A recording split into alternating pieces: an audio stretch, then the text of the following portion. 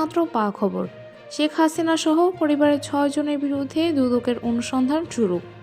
আজকের প্রধান খবর, সাবেক প্রধানমন্ত্রী শেখ হাসিনা ও তার পরিবারের 6 সদস্যের বিরুদ্ধে দুর্নীতি দমন কমিশন দুদক অনুসন্ধান শুরু করেছে।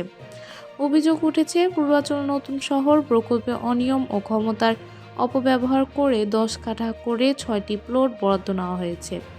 অভিযুক্তদের মধ্যে রয়েছেন শেখ হাসিনা, তার ছোট বোন শেখ রেহানা, ছেলে সজীব ওয়াজেদ জয়, মেয়ে সায়মা ওয়াজেদ এবং রেহানার 2 সন্তান রেদওয়ান, মুজিব সিদ্দিকী ও আজমিনা সিদ্দিকী।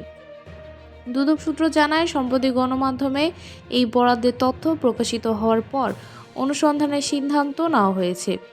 উল্লেখ্য, এর আগেও রূপপুর পারমাণবিক বিদ্যুৎ কেন্দ্র সহ 8 প্রকল্পে 80,000 কোটি টাকার দুর্নীতির অভিযোগে শেখ হাসিনা ও তার পরিবারের বিরুদ্ধে তদন্ত শুরু হয়। এই বিষয়ে পরবর্তী আপডেট জানতে আমাদের সাথেই থাকুন। ধন্যবাদ।